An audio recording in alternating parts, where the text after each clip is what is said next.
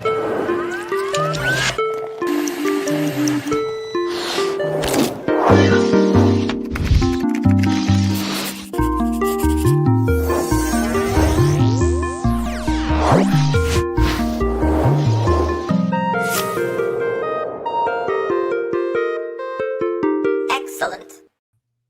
Hey, what's up, folks? Welcome back to another 3D Hangouts. My name is Noel Ruiz. I'm a designer here at Adafruit. Joining me every week is Brother Pedro. Good morning, writing. I'm Pedro Creative Tech here at Adafruit, and every week we're here to share 3D printed projects featuring electronics from Adafruit. That's right. This is where we combine 3D printing and DIY electronics to make inspirational projects. Hello, everybody. Welcome to episode 503. It is January 22nd, 2025. We are streaming on all the usual networks, so if you'd like to join us throughout the show, you can drop us a comment on any of the social sites: Facebook, LinkedIn, YouTube, Twitch, and X. And for community members, we are on Discord, Adafruit, adafruit.it/discord or discord.gg/Adafruit, or just search for Adafruit Discord, and you will find the URL. And join the many, many people that are hanging out in the Discord 24/7. You'll find some fun chats. We're hanging out in the live broadcast chat channel. That's where all of the live show chats are happening. We have a really fun show today. We got a new project. Pedro's working on 2 new projects. We have a special product that's back in stock. I think it started this morning. We'll take a look at that. We have a time lapse. We have some community makes, all that and more on 3D Hangouts. Let's kick off the Adafruit deals that are going on. Adafruit.com/free. You'll find out all the deals. We have 3 tiers. These get automatically added to your cart at checkout. Starting off with orders of $99 or more, we get a free PCB coaster with a golden Adafruit logo. Still got those in stock. For orders that are $149 or more, you'll get the PCB coaster plus an Adafruit KB2040. And at the top tier at $199, you get the KB2040, the PCB coaster, and free UPS ground shipping for continental US only. And while you're at checkout, go ahead and use our 10% off coupon code MACJAM. Works for all items that are in stock. So take advantage. Yeah, 10% off MACJAM. We appreciate everybody ordering stuff. All right. Good morning to everybody. Give a shout out to squid.jpg. Hello. Thank you for joining us live. Everybody else too. Good morning. Good morning. Yeah. We're like next week is Halloween. Feels like October has been going really, really fast.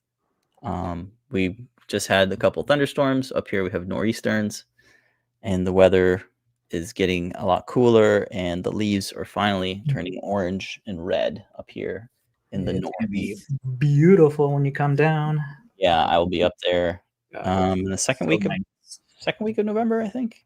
Mm-hmm. Yeah, so we will be off that week. We'll talk more about it as we get to it, but for now, let's jump into this week's projects. We got a sneak peek last week. This week, we got a published Learn Guide, our 3D printed Mac Classic inspired enclosure for the Adafruit Fruit Jam.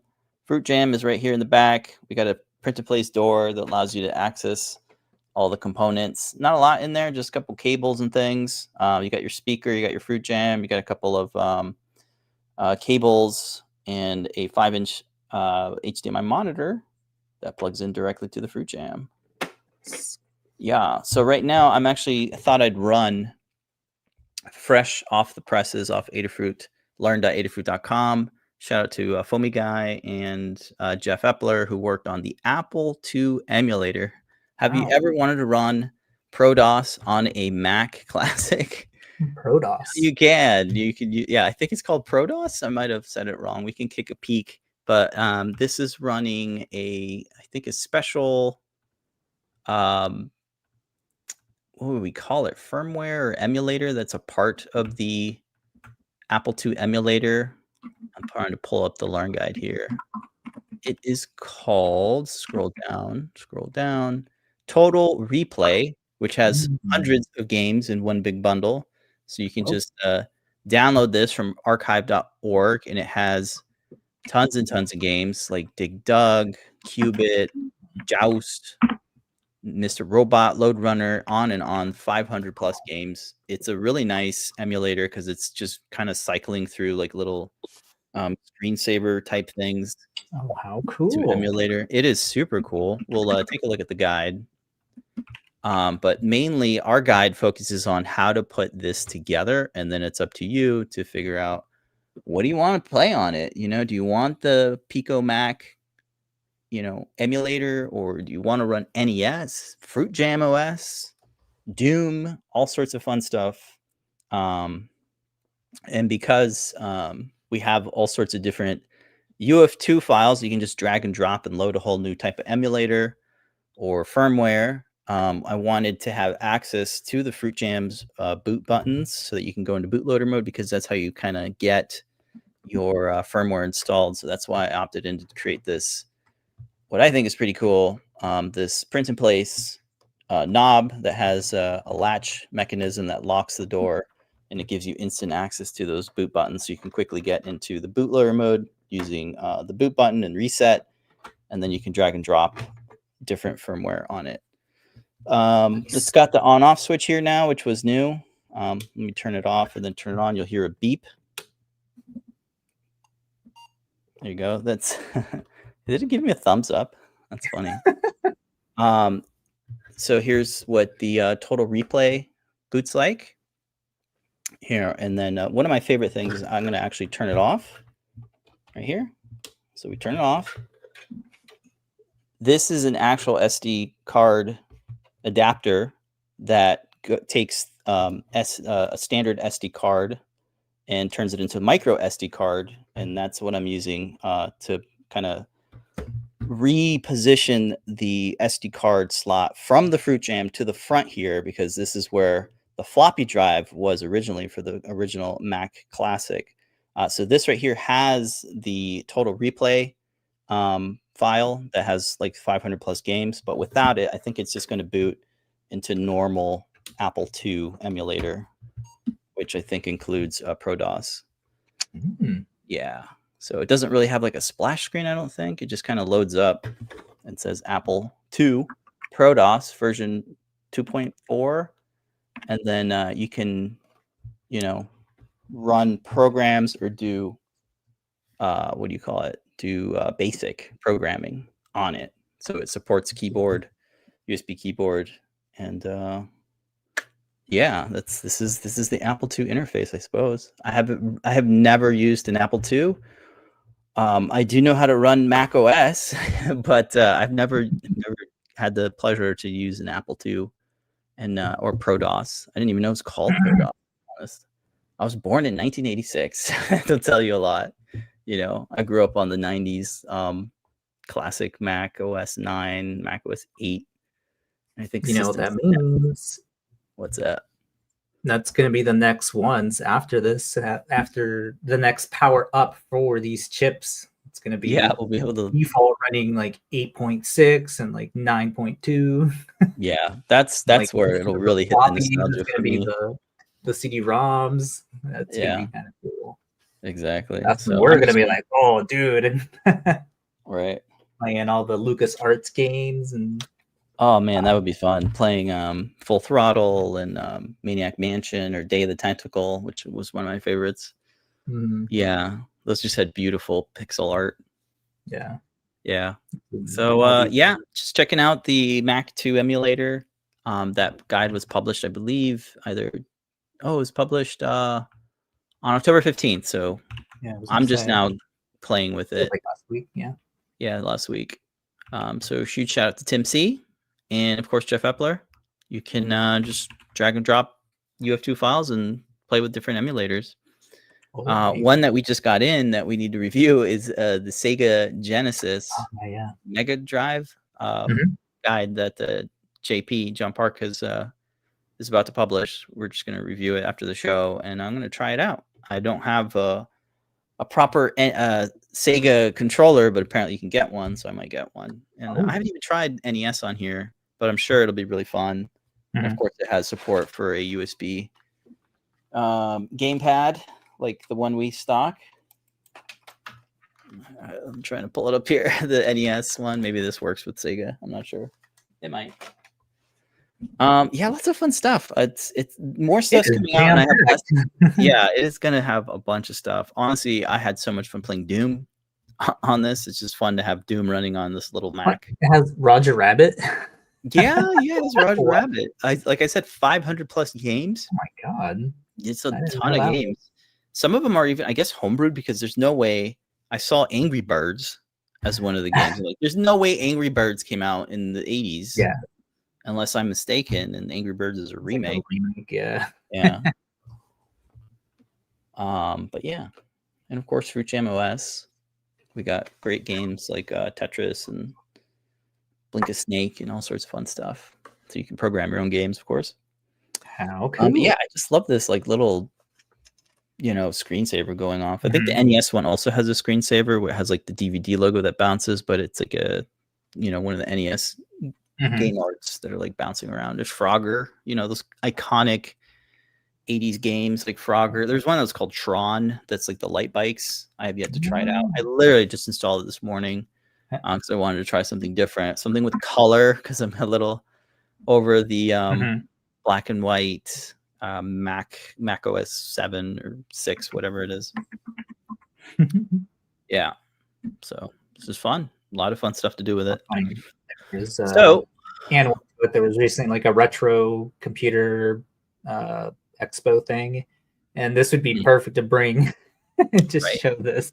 Yeah, I love how small it is. It's like 1 to 1.5 scale, so it's perfect. You can put it in your backpack, and it has the handle, and you can power it off a 5-volt battery if you wanted to, and it's really cool. Yeah, the speaker is pretty nice too. It's not like super bad. It's perfect for this type of retro sound. So much cool stuff. Yeah, so again, the Fruit Jam is what's the highlight here, and guess what, folks? They're back in stock, and they're going quick because when I loaded it before the show, the quantity in stock wasn't here yet.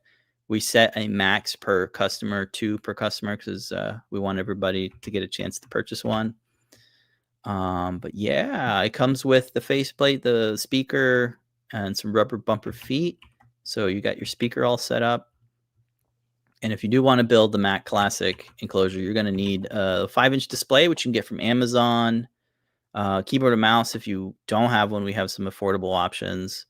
You do need some extra adapters like the USB-C breakout and the USB-C panel mount adapter, because that's how I'm able to power use the 5-volt power from the Fruit Jam's header pin to power this 5-volt display. So that's what I'm doing here. And it's just an assortment of things like really ultra slim HDMI cables with the ribbon cable, the SD to micro adapter, and just a couple other things. Some jumper wires too for the USB-C thing.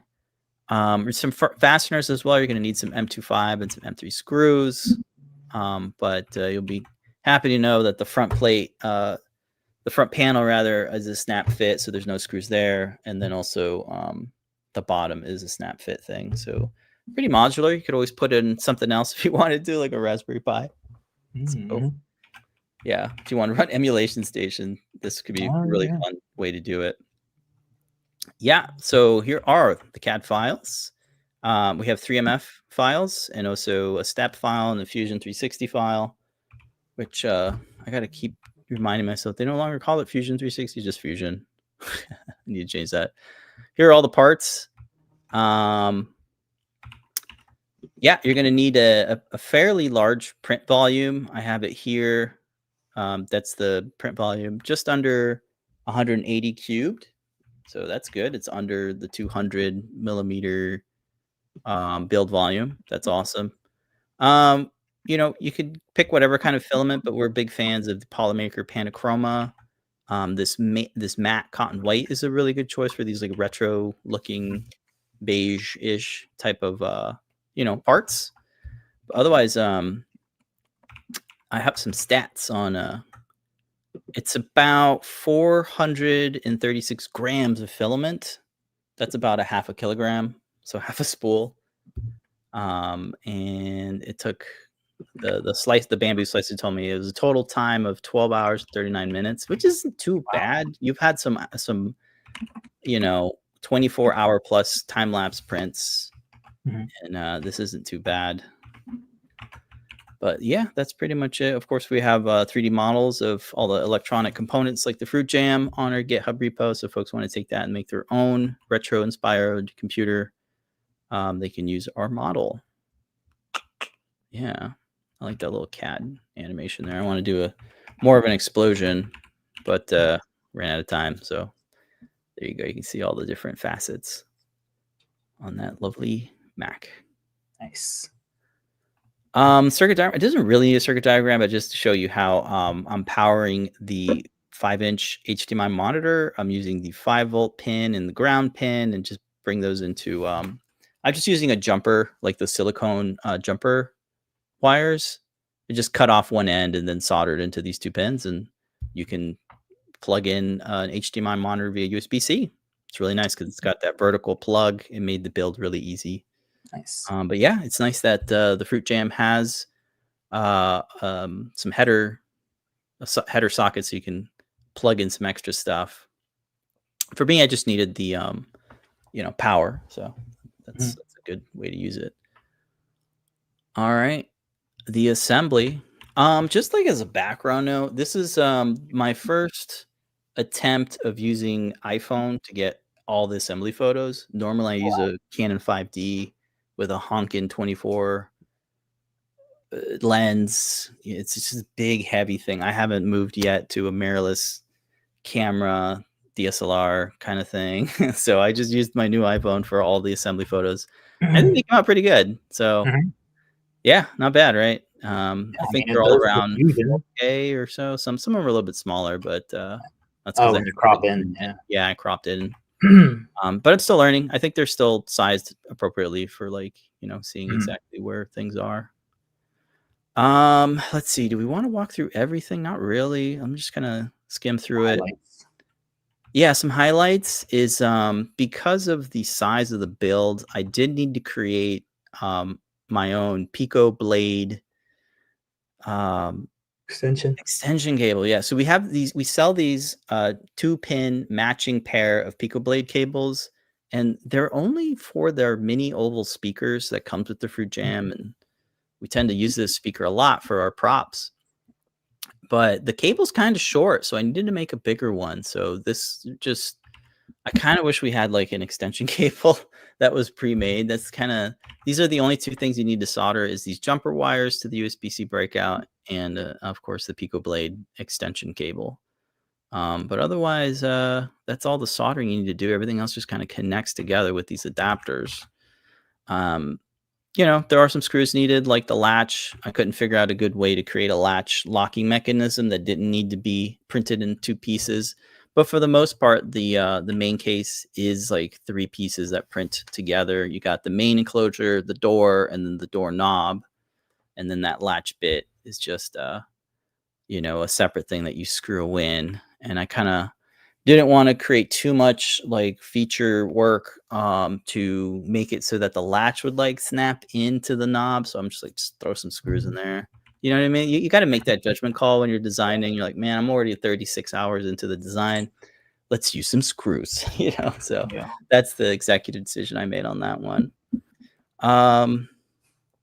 We got this nice panel mount USB-C adapter. I have not used this in a project before, but it just allows you to have it's kind of like socket to socket, and it's a really easy way to panel mount it because it has like its own washer. It's got a threaded body, and it just works really well. And it's USB-C, so it has all the right kind of wiring to do like actual data. So that's good, because I was afraid that I wouldn't be able to like go into the bootloader mode because it didn't have like the right wires. Sometimes you get USB-C stuff that's just power and ground, and that that doesn't work for booting and doing data USB. Yep. So after that, it's just assembling all the things together. I do recommend using black filament for like the screen mount, because you want that like nice kind of black backdrop for the display, because you're trying to fill up this 4x3, size, but it's really I guess it's a 16:9 display. This is interesting. So I've never used this thing before. It's the micro SD card to SD card adapter. So this was just an experiment. Like, I bought this thing, we sell it in the Adafruit shop, and I was like, I need to be able to like mount this somehow. And the best way was to take apart the enclosure. I actually still have it on my desk. So we have a spudger tool that is really nice for prying things open, and it just snap fits. There's no glue, which is really nice. So I was able to pop it out and create my own mount cover adapter for it so that I can secure it to the front panel. So I came up with this pretty simple like cover. It has like this end stop here, and the idea is that it basically sandwiches the PCB and the SD card holder to the front panel, so that when you press in the SD card, it actually activates the spring lock mechanism. So it's really easy to get it in and out. So you don't have to like, take it apart and reach your hand in there. And, so I think it's a really clever thing. It's kind of one of my favorite features of the build, is this SD card floppy thing, which is kind of cool. So cool. Yeah, I like it. I chose the SD card and not a micro SD card because the SD card is just a little too small, I think, for like for the whole, form scale factor.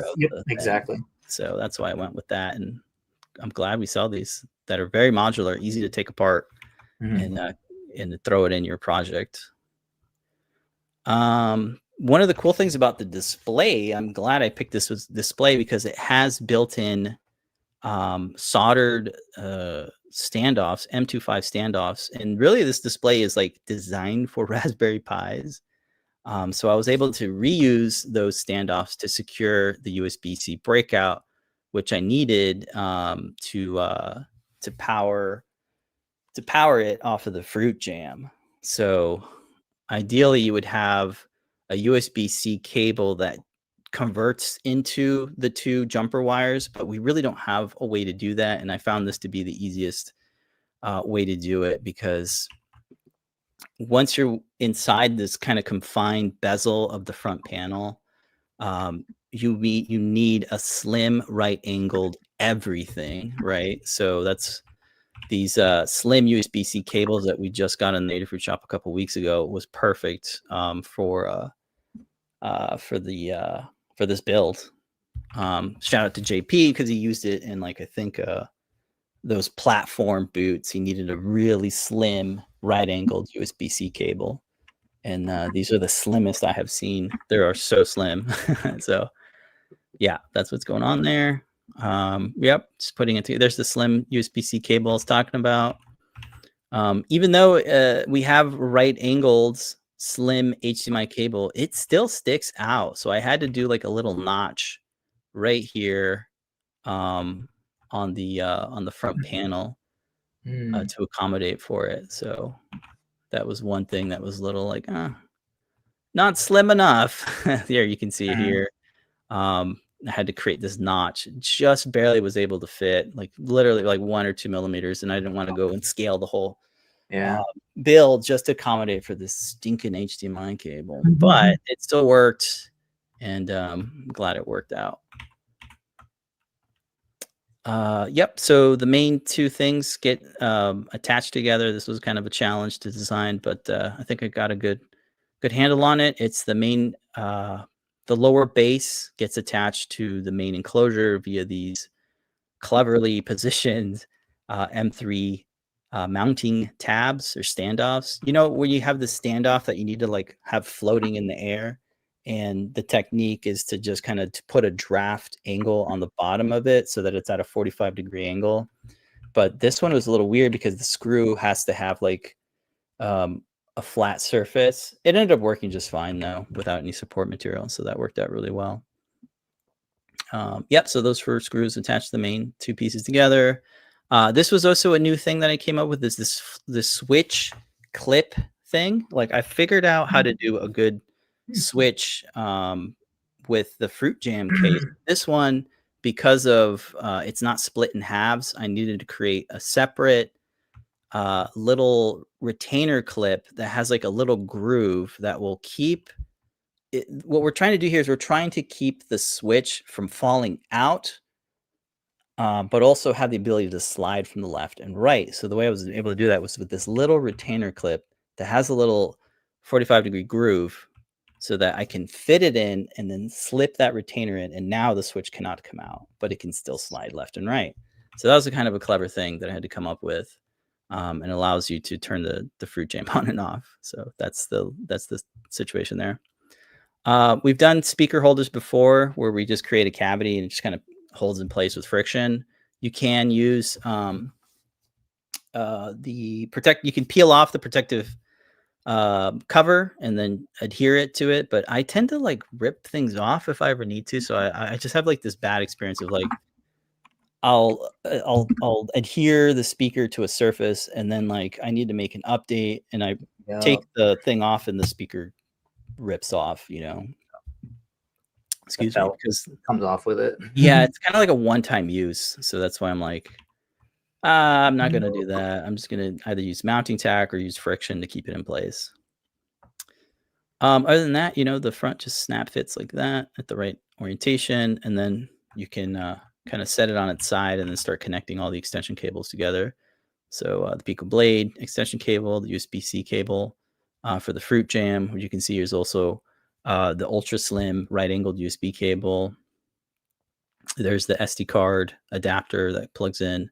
This was like almost problematic as well because as you can see here in the photo, you have like a 0.5 millimeter of clearance between the so this was the only way I can get USB power and the SD card because you can't just use a normal USB cable because it'll crash into the PCB on that ribbon. So I had to use 2 ultra slim right angled USB cables and they just ended up being the right length, to be able to kind of, you need it to be long enough so that you can have the pieces open, but also not too long that when you close it, you run into this, like I have this coil of cable. So this was just right and it worked out. And that's lucky. Let me just close these. Other than that, we close it up to make sure that the slide switch is positioned where the switch is on board the fruit jam. And it'll just, those 2 nubbins will like fit right through the actuator.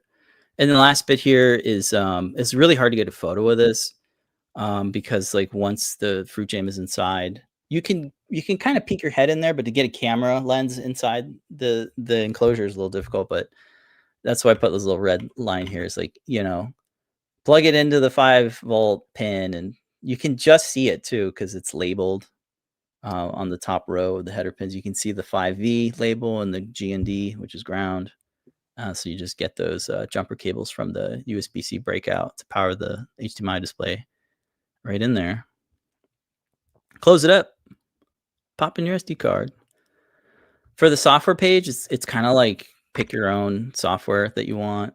Of course, we have the Mac emulator, but we have the Apple II, Doom, NES, Fruit Jam. I should probably add some more or just link to like the main Fruit Jam guide. I think we have like a dedicated link that shows all guides that use Fruit Jam because there's so many of them. So I'll add that as well later. And then for usage, here it is playing Doom. Here's how to get into bootloader mode. Plug stuff in, gotta have a usage page, right? And that's pretty much it in a nutshell. They do a little bit of a deep dive on some of the design challenges, but that's always fun to talk about. So yeah, if you guys want to 3D print your own, make sure you check that you have a capable printer in terms of build size and that you can get your hands on all the various adapters and wires.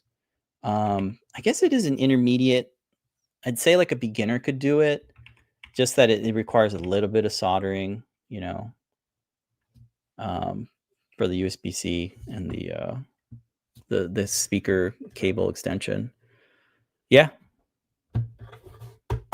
Good little Mac. I think I'm going to leave it back here or put it on a shelf.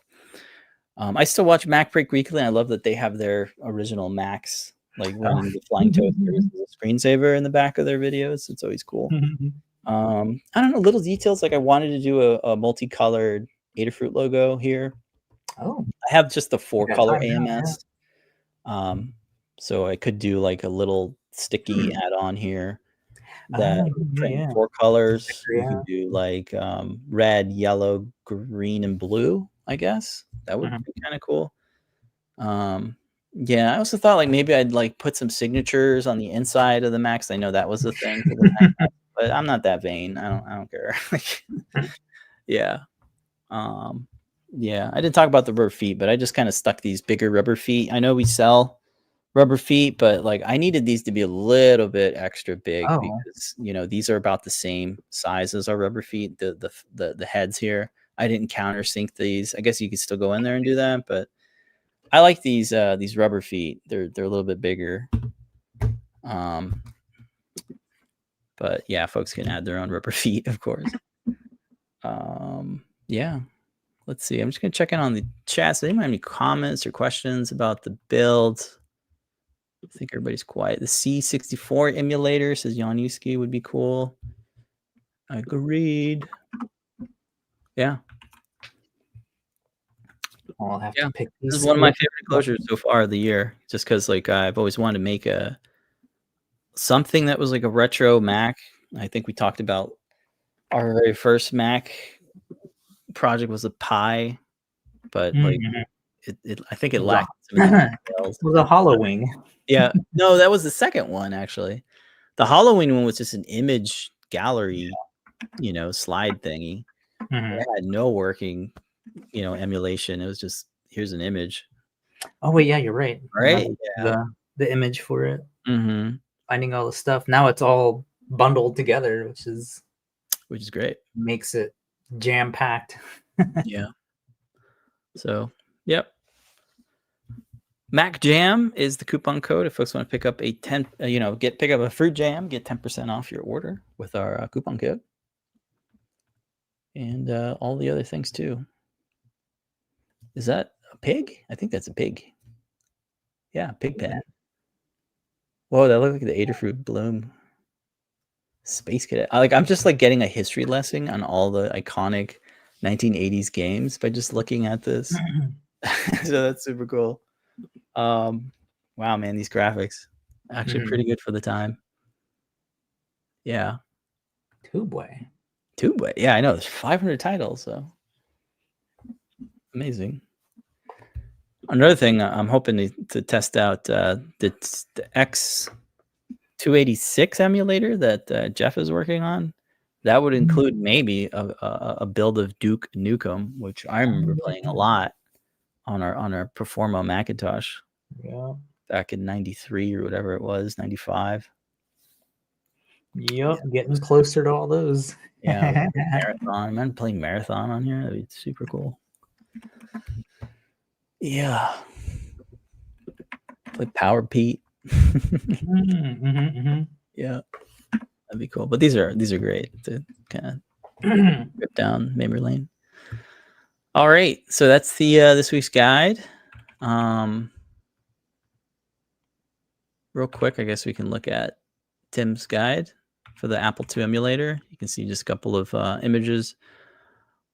Yeah, another thing why I tried it was like I just wanted to see color. I think I mentioned it earlier in the show. I just wanted to see some color on the display because I kept running Mac on it because it made sense, right? But I think it's cool that you can just kind of run other things that would never run on a classic Mac. Here's like a list of all the games. I was playing Oregon Trail. I know a lot. This hits a lot of people with the nostalgia playing Oregon Trail. Reader Rabbit, Crankin, Zork, of course, and then here's the Total Replay. So you just load it on the SD card and drag and drop the UF2 file for the firmware, and then you get all these games, which is pretty cool. Imagine doing some real basic code, yeah, like print hello world, and does the thing. That'd be cool. And then here's some info on how to build your own, make your own build with like preloaded software. Yep. Cool. Yeah, and just a shout out, all the guides. We try to come up with at least one guide a week. We as like, Adafruit. So you always find some new stuff. Yeah, it's a lot of work for us individually to do that. Yeah. This is really cool too. A game from Tim. This is all CircuitPython, like Fruit Jam OS kind of using a kind of a puzzle game, logic gates simulator. Yeah, super cool stuff. So of course, again, this board is so jam packed. What an appropriate name. Yeah.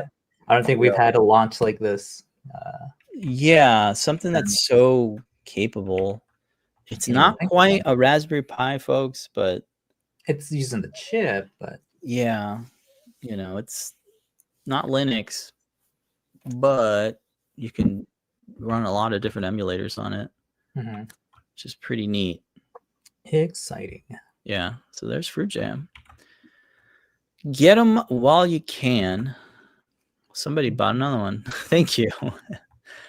I hope you got 10% off. And if you already got one, I think Lamar was saying that it comes with, is it an updated chip or a different chip, the newer batch? Yeah, I think it probably fixes that errata thing. Do you remember where there was like some pin that was troublesome? Oh. I think it was called the errata gate. I can't. I'm sorry, guys. I might have not been paying attention. It was something that.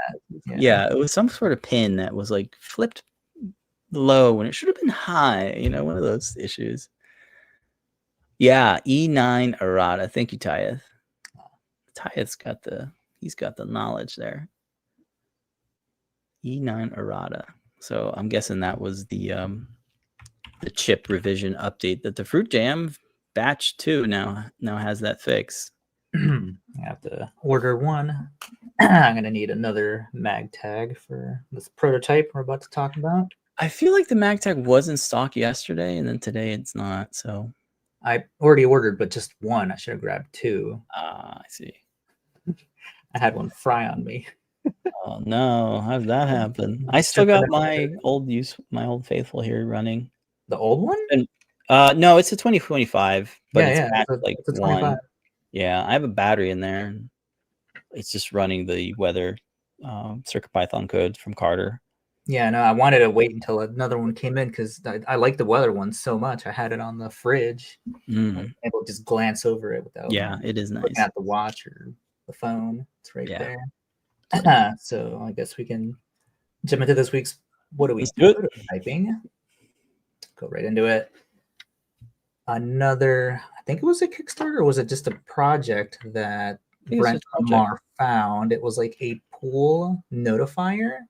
And what it does through it's one of those IoT little projects that you can have, like some of the kids in the neighborhood have, and then you flip a switch and a little flag will go up to show the kids that the kids are like swimming in the pool, come over, have a party, or like go out and play in the street or something.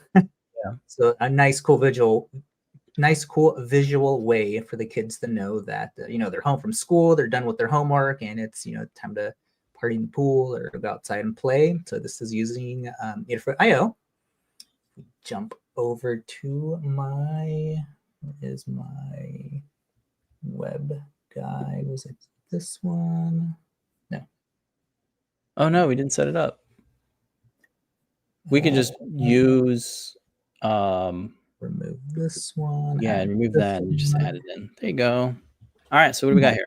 So super simple. Inside of Whippersnapper, Adafruit.io, we just added a device that is now supported, MagTag 2025. We had a servo, and then the eInk display that is now supported. Ooh. We go into our actions. This is what's running everything. Inside of our actions, we can see the blocks that's making this all work. It grabs the data feed from the pool, and then if you flip a switch on the dashboard, just showing a little bit, it'll switch it to the message you want to say, which is come swim, and then that's so cool. Once it sees that, it'll set the servo to the 90 degrees, So it'll flip the flag up, and then it tells it if it's not, or if you switch it off, it'll say pool closed, and the servo will go down. And inside the dashboard for that, this is what it looks like. Super simple. It's just a button. Nice. Yeah. Just swim, not swim. Do you have it running the servo? Like, will it flip live on us, or no? Because I don't have it plugged in. Remember, I don't want to show. Yeah, it burnt it burnt Tommy. One of the, I don't know what chip it is, right by the USB connection. Could be it smoked. I thought it was the regulator. I know it has a charging circuit on there. Yeah. So I have another one coming in that'll be here today, but I can't demo it now. But it all works. Yeah. Bert already started a guide on it, so I was able to follow the way that the Blockly action blocks are going to set all that up. And then there is a secondary one to reset it, and it just tells it to. I think it's for like the dashboard to tell it to make the display the text that it's showing. So that's cool. I have not used in the dashboard that block to actually read things from the feed, which looks like this. You can see it going up and down. I was running it all day, and I don't know why the board decided to burn up on me. Gosh. But it's all good. Right. You can see here what the values. Battery that got pinched. I don't know. Tyeth is asking, is that second action using a delayed trigger? Yes, it is. We can jump into it to show what that looks like. Here is the reset. So good question, after 1 hour, it will reset, since that's about how long the kids will last in the pool. They'll get tired. Yeah, kids, you are allotted 1 hour of pool time and then get out. Well, no, it's more of like, if any other kid sees it later, after you've already been in the pool for an hour, or playing for an hour, it's like it'll reset, go back down, because at some point you do out there. It's like we've already been out there, so right. Yeah. So this is a way to kind of, it's an edge case almost, where it's just like, well, what do you do when? So it's a good way to do an auto reset, or because then you have to go in there and like manually hit the switch off. Exactly. It just does it for you. Nice. Yep. Okay. I tested it. It does work. After an hour, it will reset itself. That's all working beautifully. Yeah. How'd you get the servo angle? Because it's not quite the value of like a 90, 80 degree. It's always like these weird numbers. It's just testing out, testing different values until you see it vertically up. Interesting. So. Okay. I'm sure we'll have something in the guides like, just kind of play around with these numbers until it's positioned right. Exactly. Cool. Good question, Taya. Thank you. Good breakdown. Of course, we'll talk about all this, I think, next week or the week after? I think so, yeah. And for the case, we're just using the one that you designed already. And just kind of add it on like a little thing. Yeah. So it just adds on with the magnetic feet. It's just an add-on. So it just snaps on like that. So simple way. Wanted to utilize the case, since it will be in stock pretty soon, whenever the JLC is able to get those out. And the magnetic feet, you can get those separately, and it just goes on. Ooh, we got a tip. Saying you can use the slider on the device page for servo testing, then check the feed page for the raw number value. That's good. Okay. Yeah. So on the device page, it has like a little slider. It's a little bit more nicer UX. Can show what that looks like.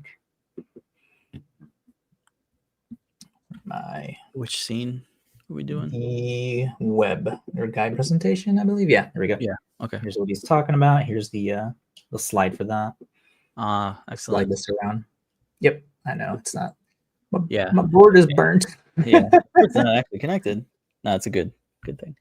I know I had a headache after that smoke went everywhere. Oh no! Was it really that much smoke, dude? Yeah. What happened?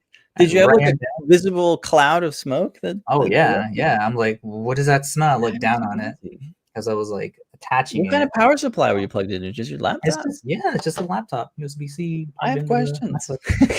Yeah, me too. How did this happen? You can't reproduce this. You don't want to plug it back in. I mean, I'm I'll gonna just have do it to plug in outside. a different one. So You know, once you let the smoke, you know, the saying is like, oh, you let out the blue smoke. Once the smoke's out, I don't think more is gonna come. Right? Like the think board's so. toast. Or at least the 3-volt regulator's toast.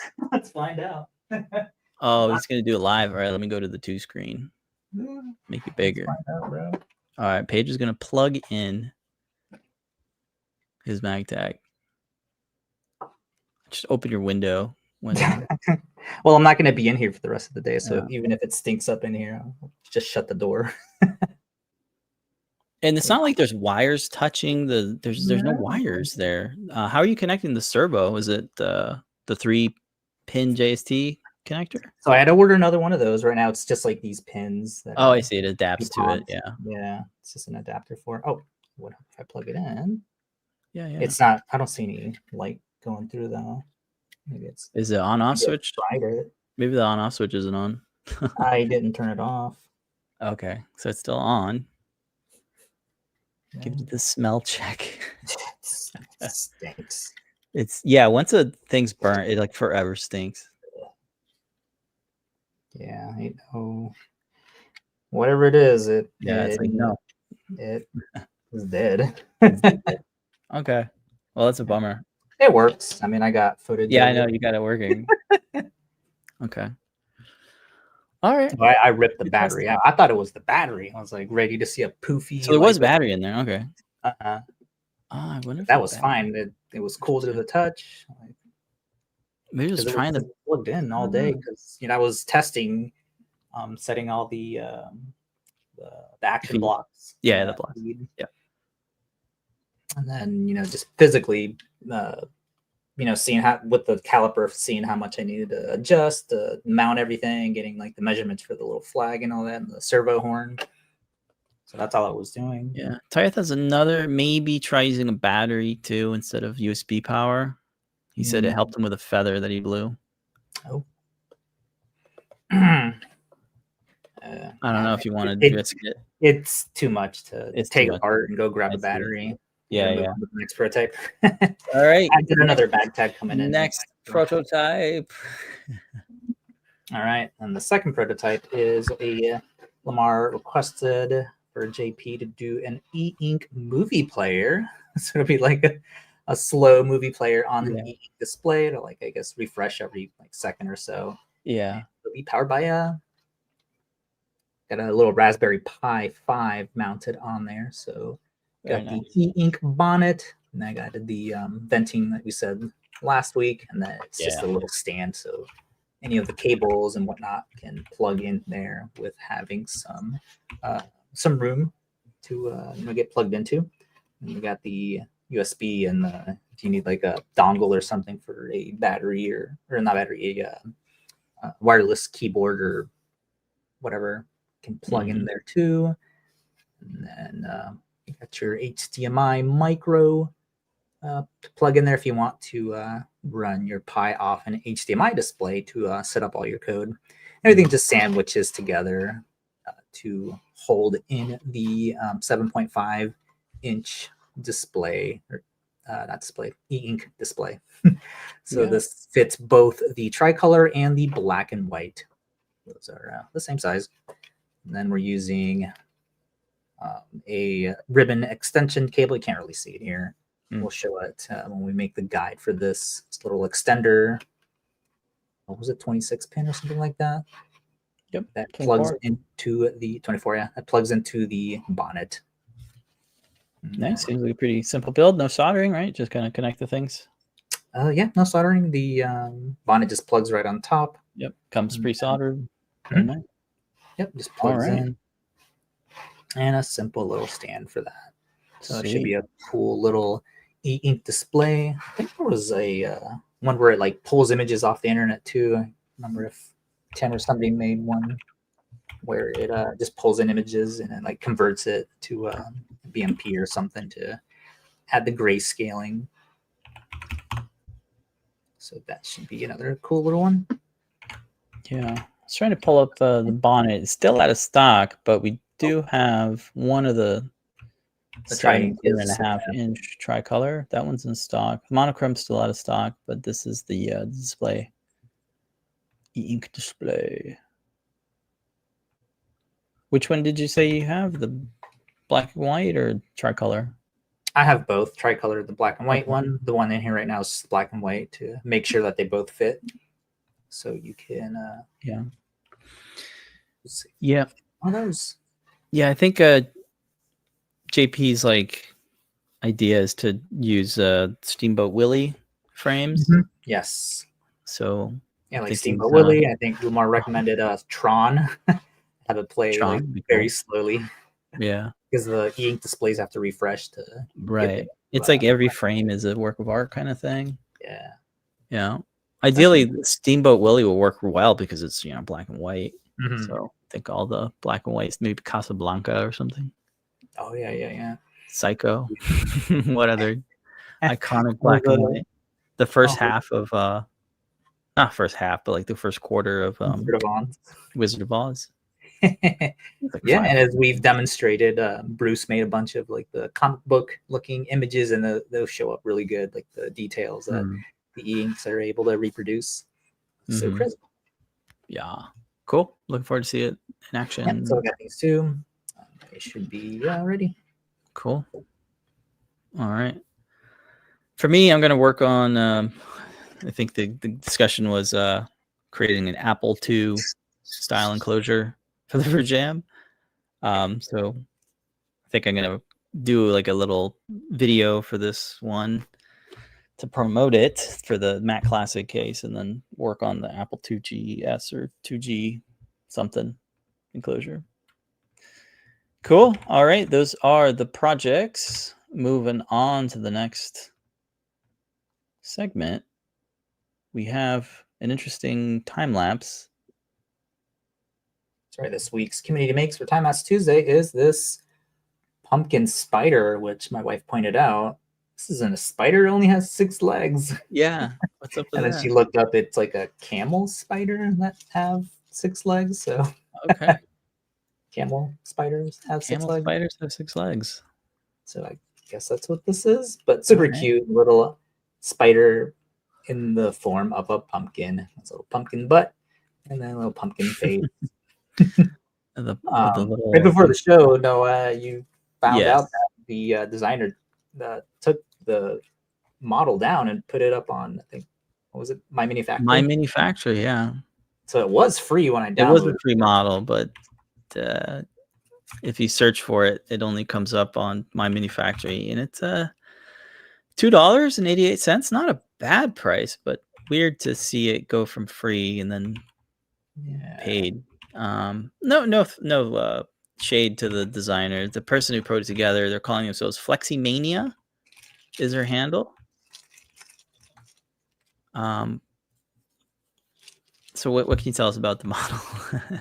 So the model came with no colors. I did have to go on the Bamboo Studio and the paint bucket tool, use the brush to paint everything in. It was a little bit difficult because the model is all smoothed out, so I wasn't able to detect the edges of any of the features, even the eyeballs.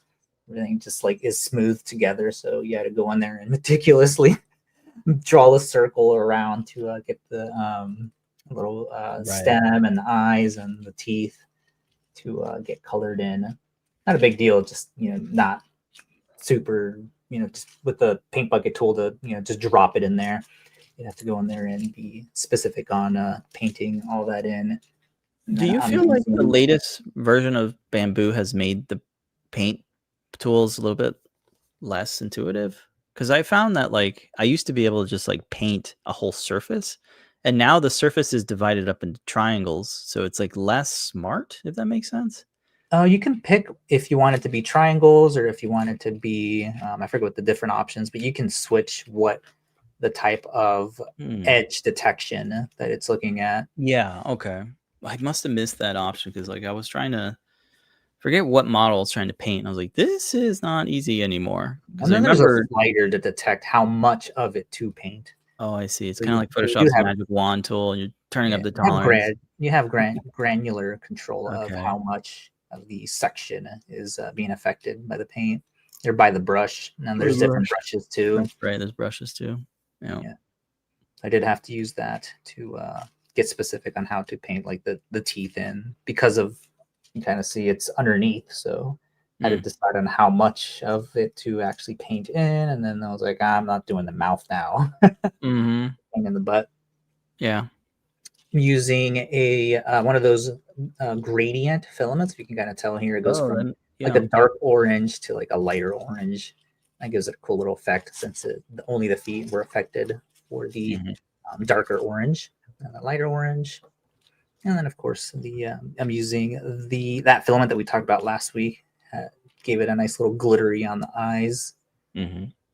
Super cool. Looks like a marble, like in real life. It's like, whoa, looks like it's like hides the layer lines.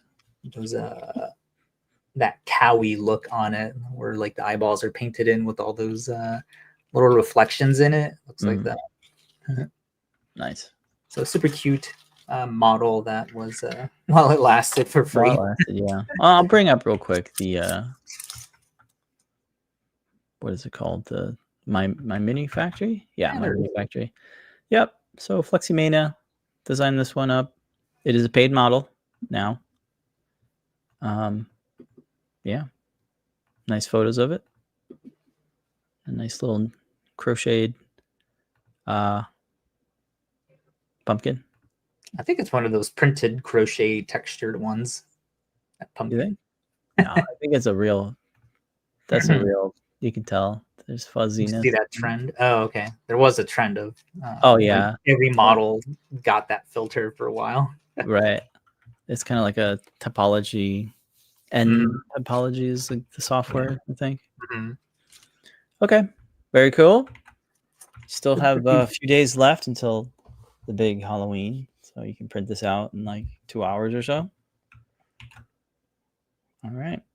I think it took 6 hours because of the color. Right. But like an hour and a half. I was going to print it, but I ran out of time. The slicer said it was going to take about an hour and a half with no color changes, just one color. I think I was going to paint it or something. Oh. All right. So that's the time lapse. Next up, we have a few community makes. These are emailed to us, more or less. Starting off with a make of our MIDI foot pedal, posted up by Edu Horby. Edu Horby posted up their make of our MIDI foot pedal. This is a fun one. And then they also posted a remix, so they updated the little linkage here for a different type of potentiometer, so it's a little bit tighter. So they posted it up, which is nice to see. Nice. So it'll show up in our remixes when you look at the model. Very nice. Thank you for posting that up. And the last one this week, Pedro, you've got this one. Since you're running the Make World account, it is a make of the ever so popular Rumi sword from K-pop Demon Hunters. This was posted up by SLO Driver. Thanks for this model. I reoranged it and also broke up the handle into separate sections. It's a bit of a hacky job that used a lot of super glue and hot glue. Extra lighting added to the handle, used a random LED driver, and added a USB charger off AliExpress, and it came out great. I also recommend thicker walls for the handle. It snapped a few times during assembly, but also because different orientation to print, so I get the looks I wanted since I use Silk PLA Gold and PET G Translucent Blue. It just hit me. Yeah, the Silk Gold is super brittle. So brittle. I would never use it for props that you're going to swing around, but you know, your mileage may vary, so to speak. With this type of filament. But yeah, I've always noticed that Silk PLA has a whatever additive is in the blend. It makes it brittle and not very rigid. I'd rather go with a glitter PLA. That seems to be a bit more on the rigid side. I think the other thing too is that I printed this at 0.25 layer height, which makes the layer lines thicker and stronger. That's a good point. Yeah. I mean, it's in the settings of the Learn Guide, so people want to use their own settings. It's totally fine. Yep. But there's a reason why you have those settings. Yeah. And then the not Protopasta, Polymaker. Their gold has, even though it's not listed as having like a glitter in it. There's like some glitteriness on it or in the filament. So it's good. Yeah. Oh, and it's the PLA Pro stuff too, so it needs stronger. Right.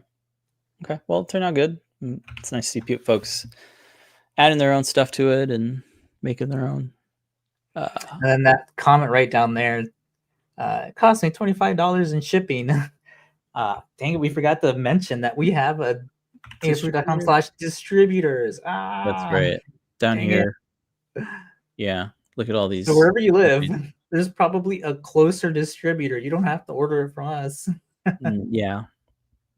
Because you will get that high cost of shipping. Mm-hmm. But yeah, there's a bunch of distributors here. Yeah. Mention that. Yeah, it's all the way at the bottom footer here. Just says distributors. Yeah. Yep. And it's all over. Yeah.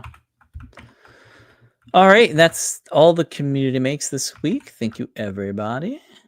We did it. We reached the show at just the right hour mark. Oh, wow.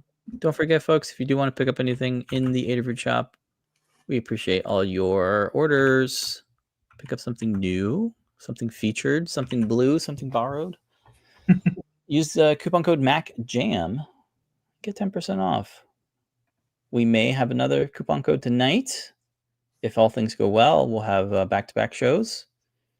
We did last week, starting off with show and tell, starting at 7:30 p.m. Eastern time. We invite you to come on the Adafruit Discord to get a link to the StreamYard when it goes live. I think PT and Lamar will be hosting this week. And then Ask an Engineer starts a little bit after that, tentatively at 8 p.m. Eastern time. On Thursdays, we have JP's workshop. Starts at 4 p.m. Eastern time.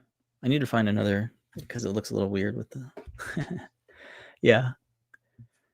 And then Fridays are deep dives with Tim, Foamy Guy. Starts at 5 p.m. Eastern or 2 p.m. Pacific time. I think that's it. Oh, we have CircuitPython weekly meetings on Discord, bi-weekly on Mondays. And then every week we have a Tuesday, JP's Project of the Week on Tuesdays at 4 p.m. Eastern. All right, folks. That's going to do it. I think we'll be here next week with a new project. Oh, I just saw Tron was on here. I was like, oh, check it out. But it cycled through it. Yeah, that was a cool one. It's a cool splash screen. Anyway, folks, thank you so much for watching. We'll see you next week. But until then, remember to make a great day. Bye, Bye, everybody.